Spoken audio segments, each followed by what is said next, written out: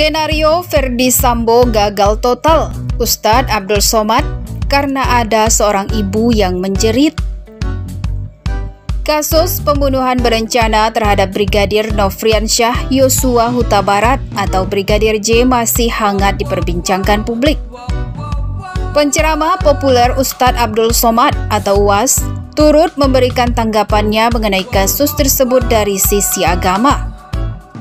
UAS menjelaskan jeritan ibunda Brigadir J yang akhirnya menyebabkan gagalnya skenario yang sudah disiapkan sedemikian rupa oleh Ferdi Sambo CS, sehingga membuatnya menjadi terang benderang. Kenapa skenario sebenarnya bisa muncul? Kenapa bisa tidak tertutup? Padahal semua seperti sudah berkolaborasi yang begitu indah, kata UAS. Dikutip pikiranrakyat.com dari unggahan di akun Instagram @rumpigosip pada 27 Agustus 2022. UAS kemudian berpendapat bahwa jeritan, doa, dan kasih sayang dari seorang ibu Brigadir J yang telah membuat skenario Ferdi Sambo terbongkar. Kemudian UAS mengatakan bahwa seorang ibu yang meminta dan berdoa kepada Tuhan dan akhirnya doa itu dikabulkan. Karena ada seorang ibu yang menjerit, dia minta peti itu dibuka, tolong buka, ujarnya.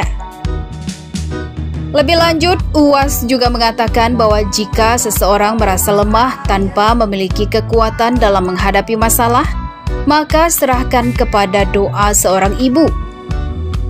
Jadi adik-adik mahasiswa, kalau kalian tidak punya kekuatan, tenaga, dan suara untuk berteriak seperti ibu dari Yosua Huta Barat, serahkan aja ini kepada mama, ucapnya. Diketahui sebelumnya Polri telah menetapkan 5 tersangka pembunuhan berencana Brigadir J, yaitu Irjen Ferdi Sambo, Putri Cendrawati, Baradae, Bribka Riki Rizal, dan Kuat Ma'ruf. Ferdi Sambo berperan memerintah Baradae untuk menembak Brigadir J dan merekayasa kasus tersebut, sedangkan Baradae berperan menembak Brigadir J. Sementara Bribka RR dan Kuat berperan ikut membantu menyaksikan penembakan terhadap Brigadir J.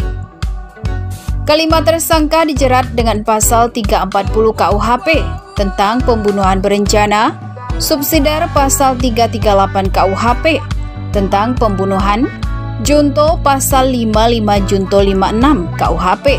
Kelima tersangka juga ditahan.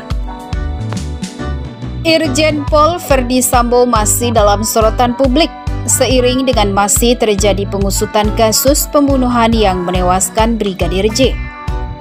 Baru 2 hari yang lalu, Irjen Pol Ferdi Sambo dinyatakan divonis pemecatan tidak hormat lewat sidang Komisi Kode Etik Polri atau KKEP. Setelah jatuhnya vonis pemecatan tidak hormat, Irjen Pol Ferdi Sambo dilaporkan mengajukan banding untuk menentang hasil sidang tersebut. Di tengah pengajuan banding itu, muncul tanggapan dari Menteri Koordinator Bidang Politik Hukum dan Keamanan, Menko Polhukam Mahfud MD.